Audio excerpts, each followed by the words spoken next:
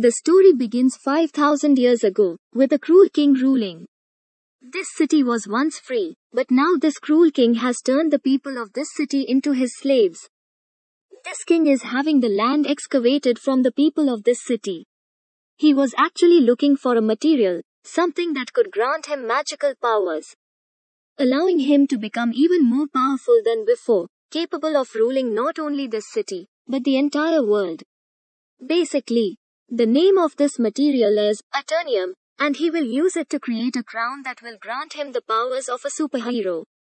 As usual, the workers are digging, and in the meantime, one of them obtains the Aeternium stone, which the cruel king obtains. Soon after, he creates his own crown, which he will wear to gain many powers. Meanwhile, we see a small boy standing up to the cruel king. He convinces the villagers that we must avoid this injustice and refuse to bow to it. But when the cruel king realizes that he is opposing me, he orders him to be killed.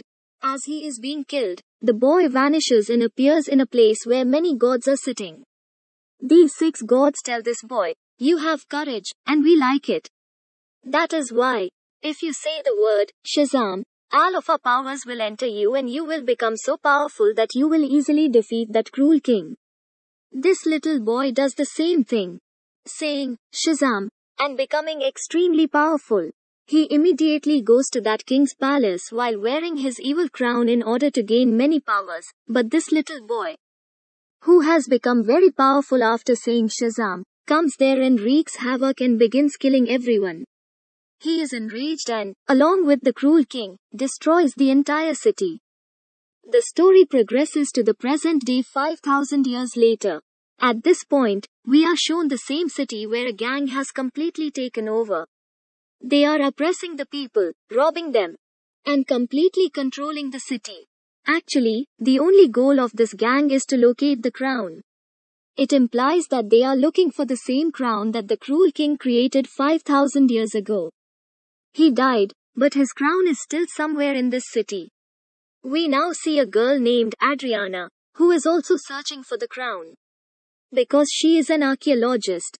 This girl is an expert at finding old things. They are the people who dig up the earth and also know a lot about many historical events.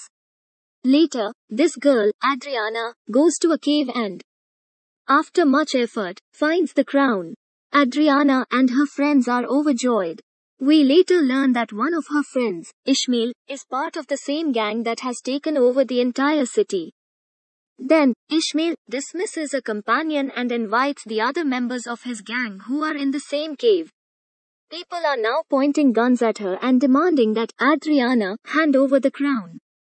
When this girl looks down, she notices some words written on it. When she reads them, the word, Shazam, comes out of her mouth. As she says this, Black Adam appears and begins killing all of the goons who have arrived. He pitches them so badly that no one survives.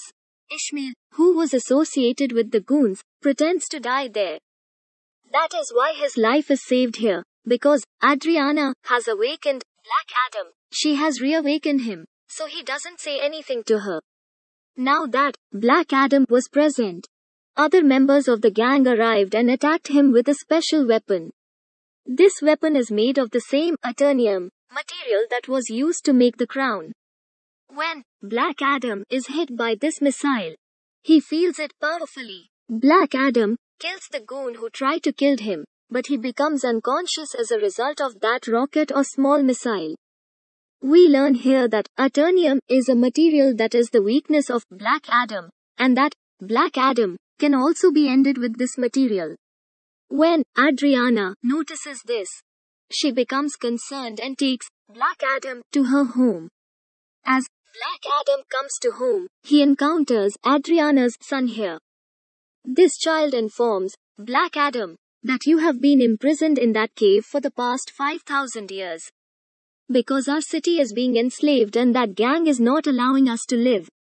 You have come to save us. You are going to save our city from that gang. Black Adam is unconcerned about anything here, claiming that 5,000 years ago, this was my city. And that everything has changed since then, so I am not responsible for saving it.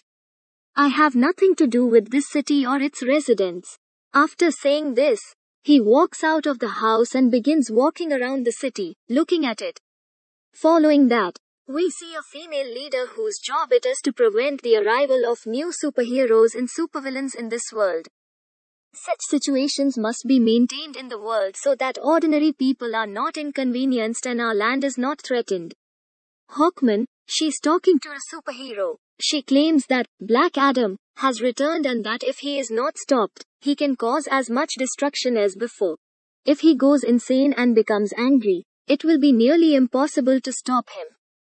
Hawkman agrees and gathers his team, which includes many more superheroes. They all go out to catch Black Adam. A few gang members, on the other hand, go to Adriana's house because they know she still has the crown, so they go to get it. Black Adam saves them just as they are about to attack Adriana's family and kills the gang members again. He is still fighting with some of the survivors. Hawkman's team arrives at the same time, and they all begin fighting Black Adam. Black Adam, however, remained dominant on them.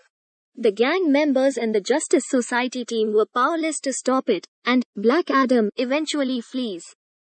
The Justice Society team, led by Hawkman, approaches Adriana and asks for her assistance in capturing him, but Adriana responds, "Where were you when we were oppressed?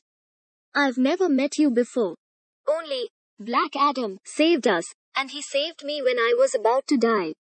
According to the Justice Society, the one you believe is protecting you is extremely dangerous, even 5,000 years ago. He completely destroyed our city. Finally, they convince Adriana, and as a result, Adriana moves them all to Black Adam, where everyone can sit and talk to each other, so they can understand each other and put an end to their tussle. On the other hand, Ishmael, Adriana's companion, enters her house in order to find and use the crown for himself. In his anger at not receiving the crown, he takes Adriana's son with him. His son cleverly calls his mother, Adriana, and informs her that I have been kidnapped. Ishmael imprisoned me. Hearing this, she becomes extremely worried and seeks assistance from the Justice Society and Black Adam. "Help me bring my son back." They both agree, and they begin looking for her son together. Hawkman detains two members of that gang here. He discovers the location of Ishmael after killing them. Ishmael has hidden her son in a desert.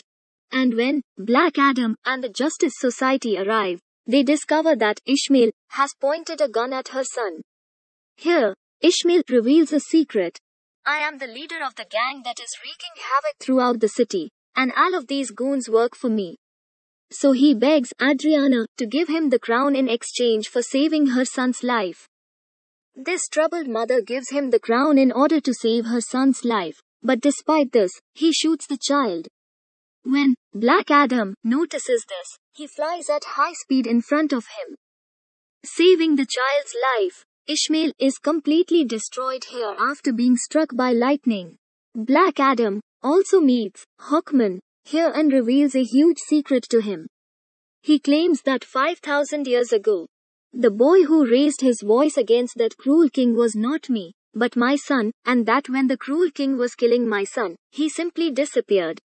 When the cruel king saw this, he became enraged because he couldn't find my son, so he kidnapped me and my family and brutally beat us. We were beaten so badly that no one treats animals like this anymore. My wife was murdered there, and I was about to suffer and die. Then my son, who had many powers, returned to me and gave me all of them. All of the powers had now entered me. We were only talking when the cruel king's people attacked us once more. I was saved there because I possessed many abilities, but my son was killed right in front of my eyes.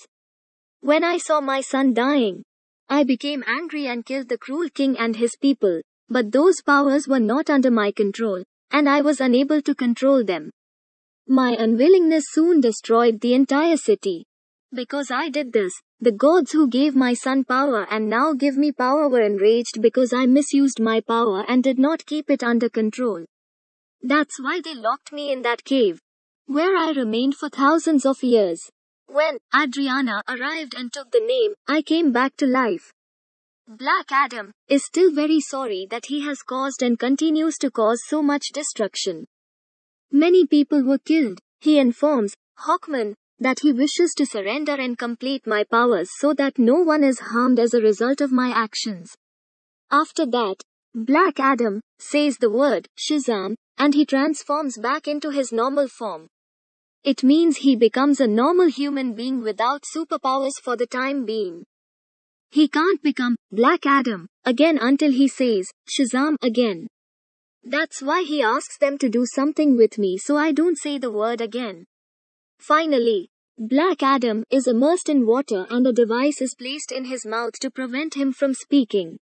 This is the small jail where Black Adam is imprisoned. On the other hand, we see Ishmael, who was once dead and has now reached hell. Ishmael knew from the start that if he wanted to wield the power of that crown, he would have to hold it in his hands while someone killed him so that he died and went to hell, where he could meet the demons of hell and gain power. Ishmael had known all of this from the start.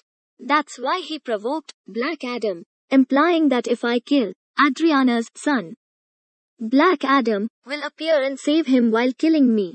At the same time, he was holding the crown. He knew all of this from the start, and everything was going according to plan.